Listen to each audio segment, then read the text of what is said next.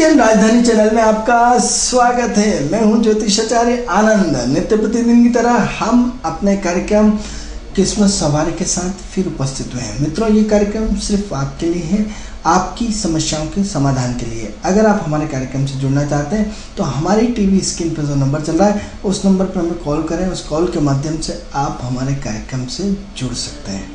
अगर आप चाहते हैं आपका भविष्य पूछना तो उठाइए अपना फ़ोन और हमारी टीवी स्क्रीन पे जो नंबर चल रहा है उस नंबर पे हमें कॉल करें। उस कॉल के माध्यम से हम आपसे आपकी डेट ऑफ बर्थ, स्थान और समय, 3 चीज़ें हम आपसे पूछेंगे। इसके आधार पर हम आपको आपका भविष्य बताने का प्रयास करेंगे।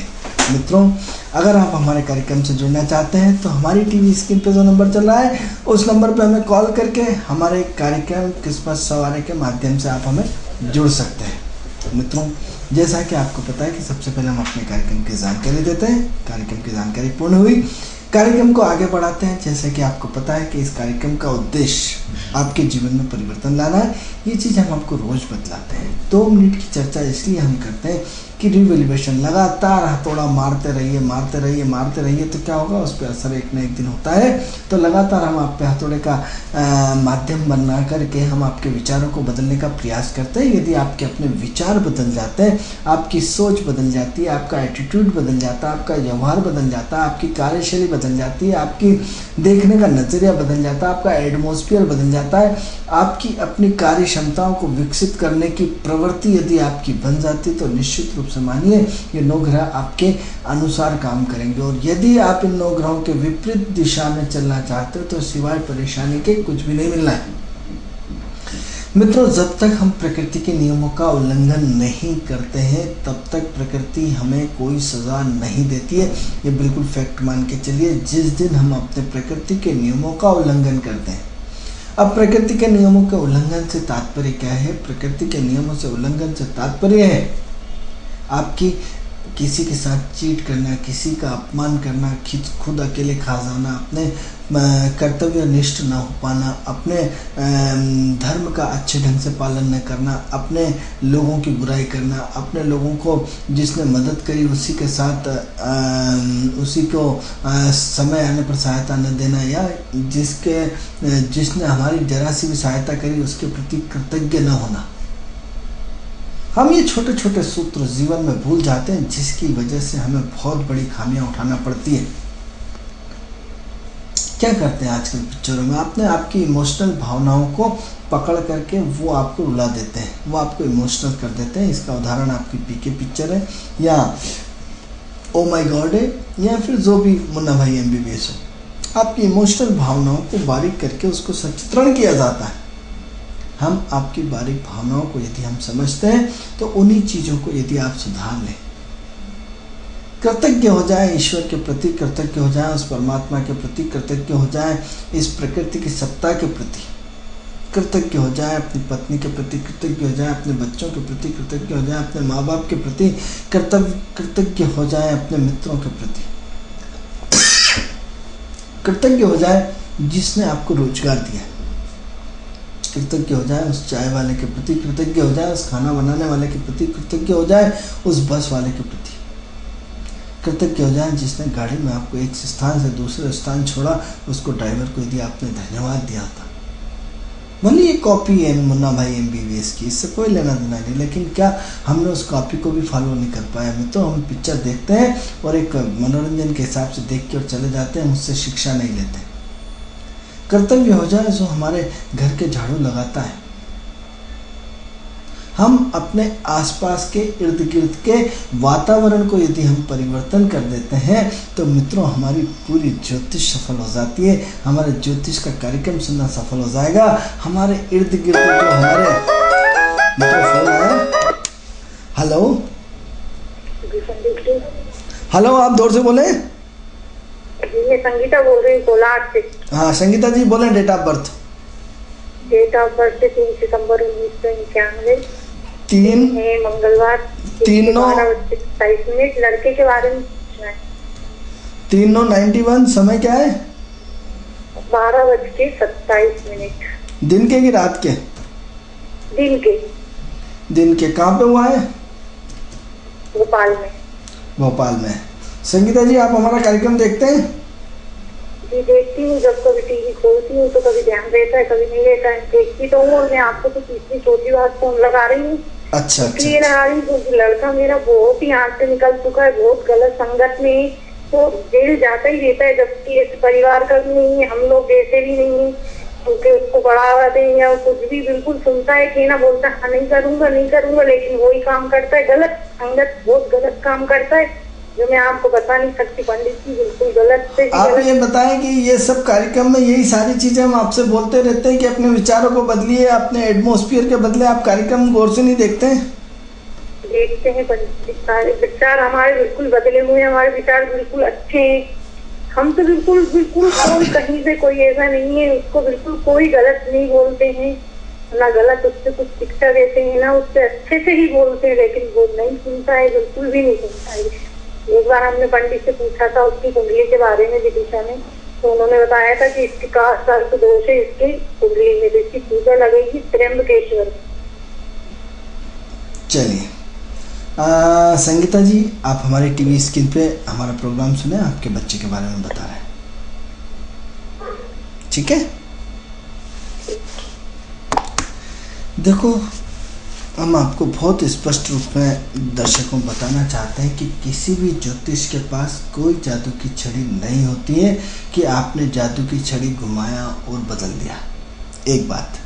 दूसरा, ये ज्योतिष की जो थ्योरी है, जन्म जन्मांतर की थ्योरी है, जो आपने पूर्व जन्म में अच्छे और बुरे कर्म किए हैं, इन कर्मों की सजा आपको भोगना तय है, निश्चित रूप से तय है, अपने प्रारब्ध के संचित कर्मों के आधार पर, या फिर जाने या अनजाने में आपने जवानी में या कभी भी जो भी गलत काम हम कई बार कर जाते हैं, जिसका हमें जवानी में एहसास नहीं होता, लेकिन जब शादी हो जाती है, बच्चे हो जाते हैं, बाद में उस चीज़ का एहसास होता है, उसका परिणाम हमें भोगना पड़ता है। कहीं ना कहीं कुछ ना कुछ, कोई ना कोई कारण रहता है, तभी हम प्रकृति के नियमों का उल्लंघन करते हैं, तभी हमें उसकी सज़ा भोगना पड़ती है।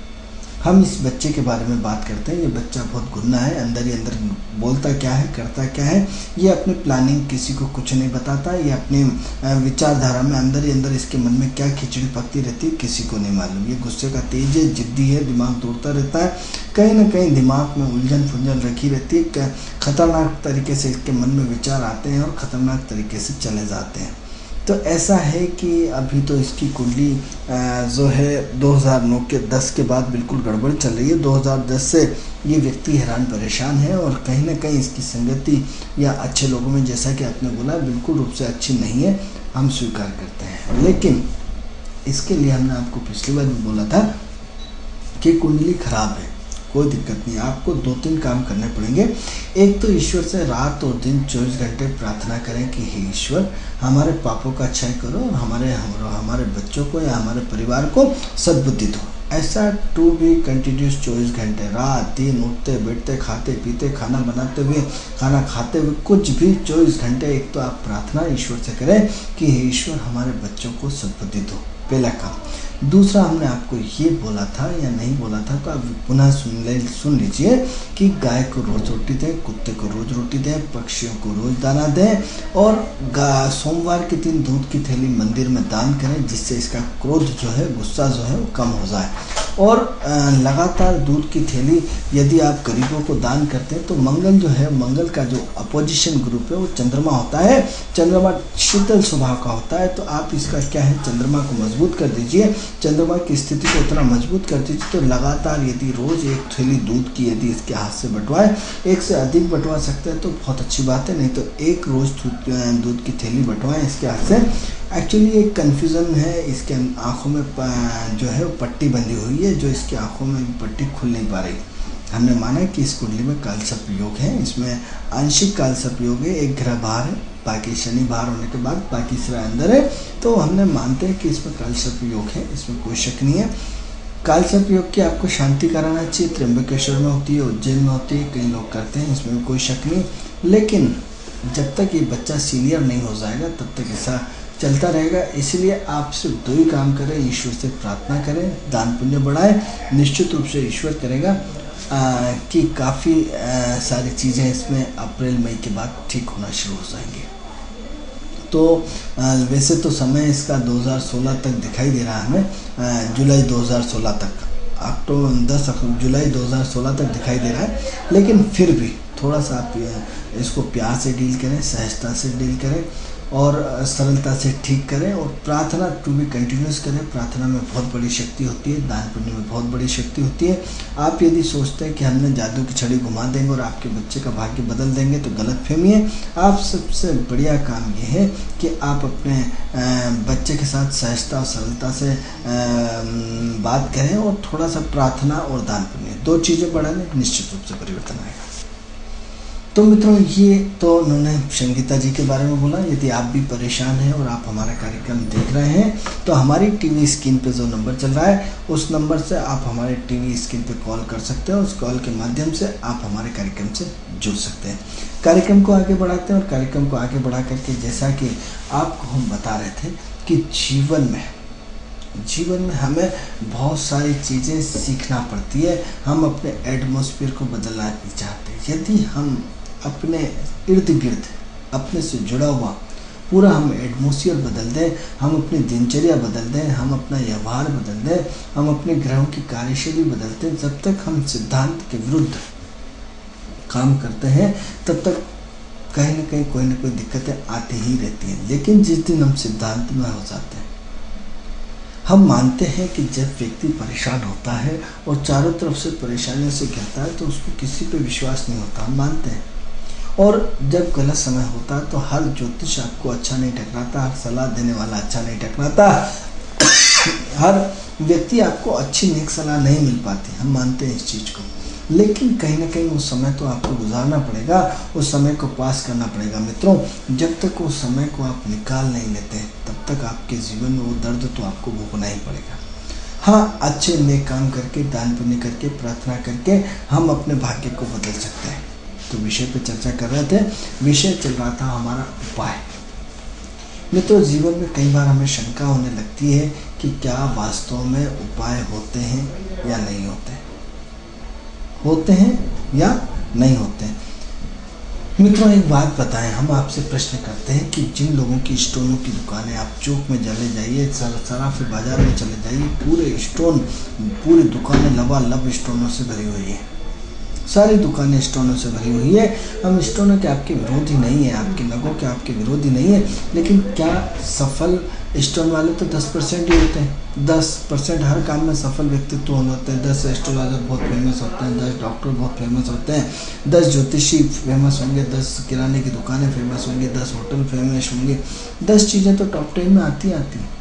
लेकिन वो 90% जो है उनका क्या कसूर है? उनके पास भी तो स्टोनों की दुकानें हैं। मित्रों, हम स्टोन जब आपको पहनाते हैं या आप पहनते हैं तब क्या होता है, आपका दिमाग डाइवर्ट हो जाता है।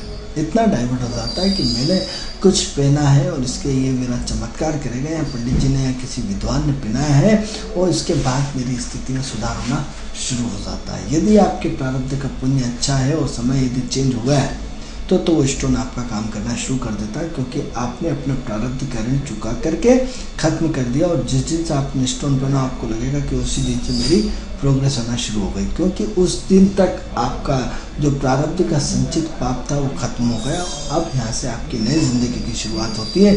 ईश्वर किसी न किसी को यश देना चाहता है और आप कहेंगे कि साहब जिस दिन से उन्होंने पहना है उस दिन से मेरे दिन फिर गए। सच्चाई ये है मित्रों कि आपका प्रारब्ध का पाप उस दिन खत्म हो गया था, प्रारब्ध के पुण्य की नई शुरुआत होने वाली थी। ईश्वर यश किसी न किसी को देना चाहता था, वो एस्ट्रोलॉजिकल किसी न किसी को यश मिला, वो यश कहीं ना कोई कारण बना। तो ऐसी कंडीशन में आपका स्टोन क्या करता है, आपका दिमाग को डाइवर्ट कर देता है कि देखो मैंने ये पहना है। अब कई बार व्यक्ति का स्टोन काम नहीं कर पाता है क्योंकि उसके प्रारब्ध के पाप इतने ज़्यादा होते हैं कि उसको पता ही नहीं पड़ता कि मैंने जीवन में कितने पाप किए। अब उन पापों का क्षय करने में, उन पापों को मिटाने में इतनी छोटी छोटी चीज़ें यदि जीवन में आ जाती हैं कि जिसका कि कोई परेशानियाँ खड़ी हो जाती है। मतलब वो काम का समय पर ना होना, यानी जब आपका काम नहीं हो रहा है मित्रों तो उस काम को छोड़ दीजिए। जब काम आपका नहीं होता है तो उसको भूल जाइए, क्योंकि जो चीज़ आपके भाग्य में नहीं है वो नहीं है। और जो चीज़ आपके भाग्य में है वो मिल के रहेगी।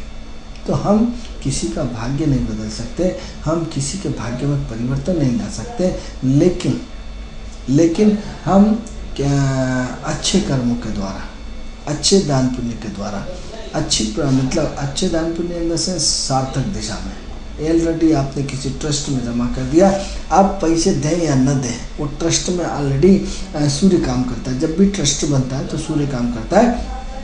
आपकी जानकारी के लिए हर वृद्धाश्रम, हर अनाथ आश्रम, हर उस पर गवर्नमेंट एड मिलती है, हर उस पर कहीं किसी पे 500, 1100 या किसी पे 250 हर उसको मिलती है, जो उसमें समाज कल्याण विभाग बोर्ड होता है उससे होता है। तो इसमें क्या होता है, सरकार के थ्रू संचालित होता है, चाहे आप पैसे दें या न दें।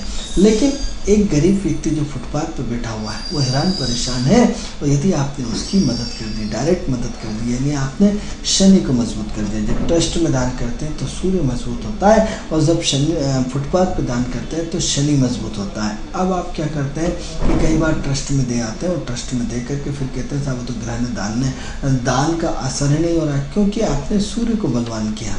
एक्चुअली जब पापों की सजा का जो क्राइटेरिया है वो शनि निर्धारित करता है। शनि जो हमारे पापों का प्रारब्ध है, पापों का पुण्य जो हमने पाप किए हैं उसका जो कष्ट जो है वो शनि के रूप में आता है।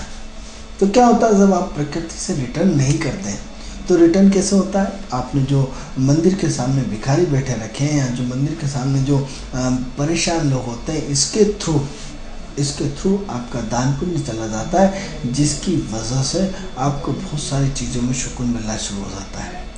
तो प्रश्न ये उठता है कि आप अपने पापों को कितना वो करना चाहते हैं। जब तक आप अपने पापों का प्रायश्चित नहीं करेंगे, जब तक आप अपने पापों को पूरी तरह यदि आप अपने पापों का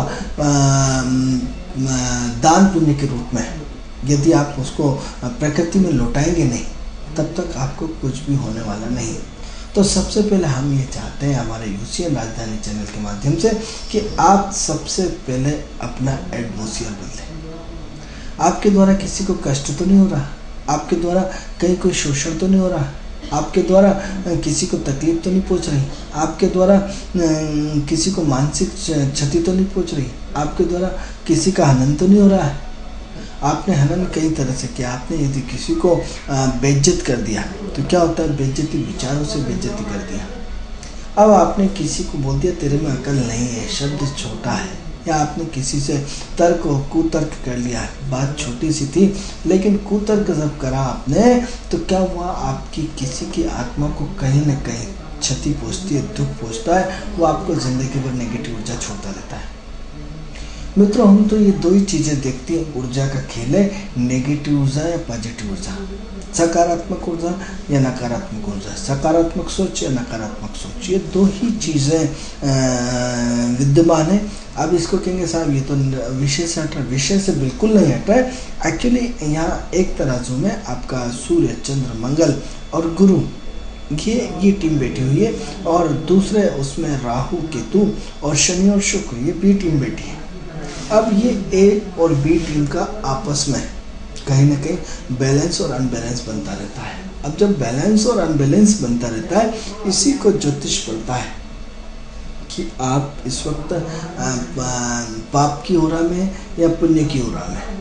जब हम पुण्य की ओरा में होते हैं मित्रों, तो सारे काम हमारे अच्छे होते हुए चले जाते हैं। जब हम पाप की ओरा में होते हैं तो सारी परेशानियां, दिक्कतें सब खड़ी हो जाती हैं। अब कब आपका पुण्य जागृत हो जाएगा, कब आपका पाप जागृत हो जाएगा, इसका कोई भरोसा नहीं। क्योंकि एस्ट्रोलॉजिकल तो ठीक है कि आप 24 घंटे तो ज्योतिष के उसमें नहीं जुड़े रहते हैं ना। तो क्या होता है कि जब हमारे पुण्यों की दशा चलती है या हमारे शुभ कर्मों की दशा चलती है, तो वो हमारे जीवन में चार चांद लगा देते हैं, और जब पाप कर्मों की दशा चलती है तो कहीं ना कहीं हमें उलझाते हुए चले जाते हैं।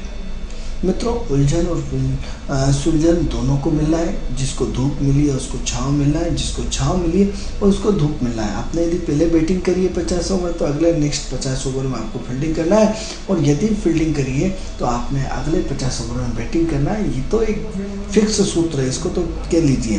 तो अब प्रश्न ये उठता है कि अगले 50 ओवर में आपने यदि स्टार्ट में बैटिंग करी है और आपने अपने जीवन में अच्छे काम किए हैं, नेक काम किए हैं, पवित्र काम किए हैं, जीवन में सबको अच्छी दिशाएं दिखाई हैं, जीवन में बैटिंग तो लेना पड़ेगी, फील्डिंग की है तो बैटिंग लेना पड़ेगी, और बैटिंग की है तो फील्डिंग लेना पड़ेगी। रात में आए हो तो दिन में जाना पड़ेगा, दिन में आए हो तो रात में जाना पड़ेगा। अब प्रश्न ये उठता है कि हमने आपको बार बार बोला कि 2 भागों में डिवाइड है एस्ट्रोलॉजी, एक 42 आफ्टर और 42 के बाद, दूसरा एस्ट्रोलॉजी का 48 और 48 के प्रारंभ और 48 के पहले और 48 के बाद। ये 2 भागों में हमने ज्योतिष का निर्धारण किया है हमारे व्यक्तिगत मतानुसार। ये आप सहमत हो ना हो, ये आपका विषय है। आप अपनी लाइफ को टोटलना शुरू करिए कि आफ्टर 42 या आफ्टर 48 के बाद आपकी स्थिति में सुधार आया या कमजोर पड़ी, दोनों कंडीशन आपके साथ है। तो ऐसी कंडीशन में आप अपने जीवन में सबसे पहले उस ऊर्जा को पढ़ना सीखें कि आपने अपने जीवन में यदि उन 42 सालों में अच्छे पुण्य किए हैं, अच्छे काम किए हैं, तो आने वाला समय, भले आप बुरे दौर से हैं, भले आपके पास पैसा नहीं है, भले आपके पास बच्चे के एडमिशन नहीं है पैसे जमा करने के लिए, लेकिन कहीं ना कहीं से कुदरत व्यवस्था कर देगी। एंड टाइम पे कोई ऐसा चमत्कार होगा। मित्रों, हम तो रातों और दिन देखते हैं कि जिसकी जेब में 2 रुपये नहीं है, उसने ऐसे व्यक्तियों ने बहुत सारे मकान खरीद लिए। किसी ने ससुर ने सहायता कर दी या किसी और ने सहायता कर दी। तो ऐसी कंडीशन में ईश्वर किसी न किसी रूप में आ जाता है, ऐसे रूप में आ जाता है जिसकी कि आप कल्पना भी नहीं कर सकते। तो ईश्वर कई रूपों में विराजमान है, कई रूपों में, मतलब इतने सारे रूपों में विराजमान है कि आपने अच्छे काम किए हैं तो उसका पुण्य भी अच्छा होता है, और आपने यदि बुरे काम किए हैं तो उसके परिणाम भी बड़े बुरे होते हैं। तो आप किस ओर में जाना चाहते हैं, किस एटमॉस्फेयर में जाना चाहते हैं, किस वातावरण में जाना चाहते हैं, ये डिपेंड आप पे करता है। क्योंकि हर एटमॉस्फेयर आपके लिए एक खतरे की घंटी होती है, आपको अलर्ट करता है, सावधान। आपका एक कदम आपकी ज़िंदगी को निपटा सकता है, आपका एक निर्णय, आपका एक दान पुण्य आपकी ज़िंदगी को बचा सकता है। हो जाइए सावधान। उस सावधान की क्रिया और प्रतिक्रिया को काफ़ी गहराई से सोचना होगा, उस सावधान की क्रिया और प्रतिक्रिया को काफ़ी गहराई में जाना पड़ेगा। अब प्रश्न ये उठता है कि हम अपने जीवन के छोटे छोटे सूत्रों का निर्धारण किस आधार पर कर सकते हैं, क्योंकि बात आज जो चर्चा चल रही है परिवर्तन की चल रही, चर्चा चल रही भाग्य में परिवर्तन की, चर्चा चल रही उपाय की। तो हम ऐसा क्या उपाय करें जिसके माध्यम से हमारी ग्रह स्थिति का सुधार हो, हमारे ग्रहों में परिवर्तन आए, हमारे ग्रहों में पूरा का पूरा चेंज हो। तो सबसे पहले हम आपको परिवर्तन की इस रूपरेखा में सबसे पहले ये समझाना चाहते हैं कि सबसे पहले बौद्धिक रूप से परिवर्तन अलग चीज़ है, शारीरिक रूप से परिवर्तन अलग चीज़ है, मानसिक रूप से परिवर्तन अलग चीज़ है, आर्थिक रूप से परिवर्तन अलग चीज़ है, और पारिवारिक रूप से परिवर्तन अलग चीज़ है। कौन सा परिवर्तन की कमी है, सबसे पहले तो हम ये देखें कि हमारे जीवन में हम कौन सा परिवर्तन चाहते हैं। क्योंकि कहीं ना कहीं नहीं, सावित्री दुकान में इतने सारे खिलौने, मुझे यही खिलौना चाहिए। इतने सारे आप कपड़े की दुकान में आप चले गए, मुझे नहीं ये कलर का, ये 2 मीटर कपड़ा चाहिए, ये वाली शर्ट चाहिए। इतने सारे शोरूम में इतनी सारी पेंटें और जींसें रहती हैं, आप चॉइस करते नहीं 1 2 3 ये 3 शर्टें चाहिए। इतने में से आपने सिर्फ 3 शर्ट पसंद करी, आश्चर्य का विषय ना। तो इसी कंडीशन में आपको अपने जीवन में सबसे पहले चयन करना पड़ेगा कि आप चाहते क्या है, आप क्या चाहते हैं, इसका निर्धारण सबसे पहले करना पड़ेगा कि आप अपने बौद्धिक रूप से स्तर को बढ़ाना चाहते हैं, आप अपने मानसिक रूप से स्तर को बढ़ाना चाहते हैं, आप अपने आध्यात्मिक रूप से स्तर को बढ़ाना चाहते हैं, या अपने शारीरिक रूप से स्तर को बढ़ाना चाहते हैं, या आप अपने मनोवैज्ञानिक रूप से बढ़ना चाहते हैं, या आप अपनी प्रतिष्ठा मान सम्मान में बढ़ाना चाहते हैं, या आप अपने कर्ज से मुक्त होना चाहते क्या हैं। जब तक आप ये नहीं बताएंगे या ये नहीं सोचेंगे, वो आपकी प्रकृति काम नहीं करती। सबसे पहले ये देखिए कि आपका चाहना क्या है। आपकी चाहत अपने आप में बहुत मायने रखती है। आपकी चाहत का हिस्सा क्या है? चाहते हम जिसको दिल से चाहते हैं वो हमारे वैसे रूप में प्रकट होना शुरू कर देता है। तो आपकी सबसे पहले चाहत क्या है? शारीरिक रूप से, मानसिक रूप से, बौद्धिक रूप से, आर्थिक रूप से, सामाजिक रूप से, किस रूप में आपकी चाहत है? तो वन एक एक करके हमें एक एक पार्ट का अध्ययन करना पड़ेगा और एक एक बात की स्थिति का अध्ययन करके हमें उसकी माइनस और प्लस को खोजना पड़ेगा कि हमें क्या कमियां हैं। तो सबसे पहले व्यक्ति को क्या होना चाहिए? बौद्धिक रूप से, बौद्धिक रूप से हम अपने आप को क्या है कि आपने जो सब्जी बनाते हैं उसमें नमक का पार्ट अलग है, मिर्च का पार्ट अलग है, तेल का पार्ट अलग है, कढ़ाई का पार्ट अलग है, धनिया का पार्ट अलग है, हर चीज़ का एक अपना पार्ट है। तो आपके जीवन में भी बहुत सारे पार्ट अलग अलग है। अब एक पार्ट ये है कि ईश्वर का आशीर्वाद मिले, दूसरा पार्ट ये कि हमारे प्रारब्ध के पापों का क्षय हो, ये भी एक उसका पार्ट है। तीसरा है कि हम कैसे दान पुण्य करें कि जैसे हम इन सारी चीज़ों से बाहर निकलें। तो सबसे पहले हम आपको शारीरिक रूप से या बौद्धिक रूप से, दोनों में से एक विषय पर आना पड़ेगा। सबसे पहले हम शारीरिक रूप से बात करते हैं। तो शारीरिक रूप से हमारी क्या है? जब तक हम स्वस्थ हैं तो ही तो हम सारी चीज़ें एग्जीक्यूट कर पाएंगे, और यदि हम अस्वस्थ हैं तो सारी चीज़ें गड़बड़ हो जाएंगी। तो सवाल ये हो रहा है, हमने आपको पहले भी अपने कई एपिसोडों में आपसे चर्चा करी है और लगातार आपसे करते रहते हैं कि सबसे पहले आपकी शारीरिक आवश्यकता क्या है? शारीरिक आवश्यकता मांसाहारी है कि शाकाहारी है? अब मांसाहारी है तो शुक्र शनि राहु केतु में आ गए, शाकाहारी है तो आपका गुरु और गुरु की टीम में आ गए। गुरु का मित्र सूर्य है, गुरु का मित्र मंगल है, गुरु का मित्र चंद्र है। तो सबसे पहले अपनी बॉडी के टुकड़े करिए और बॉडी का आहार देखिए कि आप किस आहार को रिप्रेजेंट कर रहे हैं। आपकी पसंद क्या है? सात्विक भोजन आपकी पसंद है कि तामसिक भोजन आपकी पसंद है? तो यदि सात्विक भोजन पसंद है तो निश्चित रूप से ईश्वर आपको सात्विक रूप से आगे बढ़ाएगा, इसमें कोई शक नहीं। यदि आप तामसिक रूप से आपको भोजन पसंद है तो निश्चित रूप से आपकी प्रगति का ग्राफ बहुत तेज बढ़ेगा, लेकिन निश्चित रूप से प्रगति का ग्राफ बढ़ के गिरना भी आपका तय है। ये आपकी तामसिक रूप से प्रवृत्ति का लिए, लेकिन ये सिद्धांत सिर्फ 40% का है। 20% में तो ईश्वर चाहे तामसिक खाओ चाहे सात्विक खाओ, उनके पुण्य इतने ज़्यादा होते हैं कि उन्हें इन सब चीज़ों से बाहर होते हैं। कई लोग साहब मैंने तो बहुत पाप किए और मैं पुण्य करता हूँ, मैं ये दान पुण्य करता हूँ करता हूँ, और मेरा मित्र है वो करोड़पति हो, साला कुछ नहीं करता, सब दिन भर अय्याशी करता है, दिन भर मांस मछली दारू सब पीता है, उसके बाद भी भगवान उसको बहुत देता है। तो ऐसे लोगों की संख्या हम आपको स्पष्ट रूप से करना चाहते हैं कि उनकी संख्या 20% है, उनके दान पुण्य और प्रारब्ध का पुण्य बहुत ज़्यादा है और वो इस जन्म में ख़त्म इतना ज़्यादा संचित बैलेंस है कि इस जन्म में उनके पुण्य खत्म होने वाले नहीं है। तो ऐसी कंडीशन में यदि पुण्य उनके इतने ज़्यादा है जिसकी वजह से आज उन पे पाप का असर नहीं होगा, उन पे जो उनकी चीज़ों का खान पीन का असर नहीं होगा, कुछ भी नहीं, ऐसे लोगों की संख्या 20% है। तो सबसे पहले आप ये बताएं कि आप उस 40 रेशो में आते हैं, सात्विक में 40 मांसाहारी में आते हैं, या 20% के रेशो में आते हैं? क्योंकि हम ऐसा मानते हैं कि 20% धीरू भाई अंबानी जैसे, टाटा बिरला जैसे, या जो करोड़पति अरबपति खरबपति या क्या कहते हैं आपका अमिताभ बच्चन जैसे, सचिन तेंदुलकर जैसे, राहुल गांधी की तरह, या आपके जो जितने भी टॉप लेवल के अरबपति खरबपति, वो सिर्फ 20% उनका रेशो।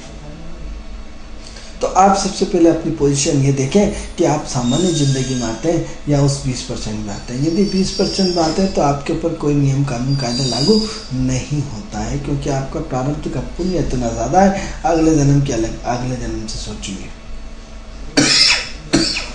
तो ज्योतिष का जो मापदंड है वो मात्र 80% है। आप कहते हैं साहब हम नहीं मानते, तो नहीं मानते तो एक काम करिए, रामायण उठा के देख लीजिए। बाबा तुलसीदास जी ने साफ साफ स्पष्ट शब्दों में बोला है, समर्थ को नहीं गोश दसाई। समर्थ व्यक्ति यदि कोई भी गलत काम करे, समर्थ व्यक्ति नियम कानून कायदे चेंज करा लेता है, समर्थ व्यक्ति के लिए कोई चीज़ कोई सिद्धांत लागू नहीं होता। ऐसा बाबा तुलसीदास जी ने रामायण में स्पष्ट रूप से कहा है कि समर्थ को नहीं गोश दसाई। जो व्यक्ति समर्थ है उस पर 9 ग्रहों का प्रभाव पड़ने वाला नहीं है। वो ज्योतिष से बाहर की गणना है। वो इतने पुण्य संचित करके आया है। अब आप जैसे, हम जैसे मूर्ख लोग ये सोचते हैं, अरे साहब मेरा दोस्त तो दिन भर अय्याशी करता है, गलत काम करता है, फोटोटी करता है, उसके बाद भी करोड़पति है, और हम दिन भर ईमानदारी से मेहनत करते हैं, उसके बाद भी कुछ नहीं मिल रहा। क्यों? क्योंकि वो उस एरिया से उसने पूर्व जन्म में इतने अच्छे पुण्य किए, तभी तो इतने अच्छे परिवार में जन्म लिया, इतना अच्छा एटमॉस्फेयर मिला, जिसमें हाथ डाला वो सोना होता गया। क्योंकि आपने इतने अच्छे पुण्य नहीं किए, इसलिए आपको नहीं मिला। मित्रों, हम इसीलिए आज गलत काम क्यों नहीं करते? गलत इन द सेंस, हम प्रकृति में हस्तक्षेप नहीं करते। हमने आपको कभी ये नहीं बोला ये स्टोन पहन लीजिए, कभी आपसे ये नहीं बोला कि आप इस पाठ को पूजा पाठ करा लीजिए। ये तो आपका धर्म और आपकी संस्कृति बनती है। हमने आपको सिर्फ प्रकृति में दान की बात दी, क्योंकि प्रकृति में दान करने से आपका औरा बदल जाता है, आपके पाप घट जाते हैं, आपके पुण्य बढ़ जाते हैं, जो आपको जीवन में प्रकृति के पथ पर लगातार पहुँचा देते हैं। हम उन पापों को क्षय करवाने का प्रयास करते हैं, जो पुण्यों को उदित करा करके पुण्यों को बढ़ाने का प्रयास करते हैं, जिससे आपकी ग्रह स्थिति समझ में आ जाए आपको। तो प्रश्न ये उठता है कि क्या उन 40% में आप आते हैं? तो हाँ साहब आते हैं। तो फिर आज से सबसे पहले अपने जीवन में सुधार करें कि दूसरे से अपनी तुलना नहीं करें। दूसरे से जब तक अपनी तुलना करेंगे आप परेशान रहेंगे। अरे साहब हम दोनों दोस्त थे, साथ पढ़े थे, वो करोड़पति अरबपति बन गया, नहीं, ये उसका भाग्य था, ये उसके संचित पुण्य थे, ये उसके अपनी पुण्य का हिस्सा था। उसकी पत्नी अच्छी मिली, उसके बच्चे अच्छे मिले, उसका उन सब का पुण्य था। यदि आपका पुण्य नहीं है तो आपको किसी से कंपटीशन करने की ज़रूरत नहीं, किसी से ईर्ष्या भाव रखने की ज़रूरत नहीं, किसी से कहने की ज़रूरत नहीं। आप अपना रास्ता अलग बनाओ, इतना रास्ता अलग बना लो कि आप अपने आप से संतुष्ट होना सीख जाओ। मित्रों, आप देखेंगे कि यदि जो लोग संतुष्ट रहते हैं, एक आगे बढ़ गया, एक पीछे रह गया, लेकिन एक संतुष्ट रहा, एक असंतुष्ट रहा, एक कालांतर में जाके देखते हैं कि समय का, वक्त का परिवर्तन का दौर होता है। बुढ़ापे में जाके एक बहुत परेशान होता है, और जो उसने धीमी गति से प्रोग्रेस करी थी, जिसके भाग्य में इतना धन नहीं था, मालूम पड़ा वो करोड़पति हो गया, और पहले वाला बाद में गरीब हो गया। ये भी हमने कई जगह एग्जाम्पल देखे हैं, कई जगह देखे। तब प्रश्न ये उठता है कि सबसे पहले आप अपनी तुलना दूसरों से करना बंद कर दीजिए। अरे पंगत बैठी हुई है और 50 लोग खाने के लिए बैठे, किसी का नंबर पहले, किसी का बाद में। नंबर सबका आएगा, लेकिन किसी का कहीं ना कहीं पहले आएगा, किसी का बाद में आएगा। ये हमें ऐसा लगता ज़रूर है कि अरे साहब हम तो बहुत लेट हो गए, लेकिन 1 2 3 4 5 6 जिसका 20 नंबर होगा, तो वो लास्ट में स्वाभाविक सी बात है उतनी देर होगी। तो हम सबसे पहले ये, यदि हम अपने आप को, अपनी तुलना दूसरों से करना बंद करते हैं, सबसे बड़ा अपराध करते हैं हम दूसरों से तुलना करना। क्योंकि आप मैं नहीं हो सकता, मैं आप नहीं हो सकते, आपके विचार मेरे नहीं हो सकते, मेरे विचार आपके नहीं हो सकते, आपकी सोच मेरी नहीं हो सकती, मेरी सोच आपकी नहीं हो सकती, आपकी कार्यशैली मेरी नहीं हो सकती, मेरी कार्यशैली आपकी नहीं हो सकती है। मैं जो पहनता हूँ आप नहीं पहन सकते हैं, आप जो करते हैं मैं नहीं कर सकता। आपके हमारे पूरे नाक, कान, गले सब अलग अलग डिज़ाइनिंग है, कोई भी डिज़ाइनिंग एक भी मैच नहीं करती। फिर मेरी तुलना आपसे कैसे हो सकती है? आपकी तुलना मेरे से कैसे हो सकती है? जिस काम को भगवान ने जिसका करने के लिए भेजा है, मुझे काम ज्योतिष करने के लिए भेजा है, तो मैं ज्योतिष में अपना फर्ज निभा रहा हूँ। आपको जो काम ईश्वर ने करने भेजा आप उसमें फर्ज निभाइए। तुलनात्मक करना छोड़िए। दूसरों को मकान मिल गया, मुझे मकान नहीं मिला, दूसरे को गाड़ी मिल गई, मुझे गाड़ी नहीं मिली, दूसरा करोड़पति बन गया, मैं करोड़पति नहीं बना, ये उसका भाग्य था। तुम्हारा भाई ऐसा, तुम्हारी माँ ऐसी, तुम्हारे चाचा काका वैसा, तुम पीछे रह गए, तुम्हारा भाग्य। जो महिलाएं अपने पतियों को दोष देती, तो वो भी तो उसकी जिम्मेदारी है कि वो इतना भाग्य, इतना दान पुण्य करके क्यों नहीं आई, जिसकी वजह से उनका भाग्य भी तो उदित हो सकता था।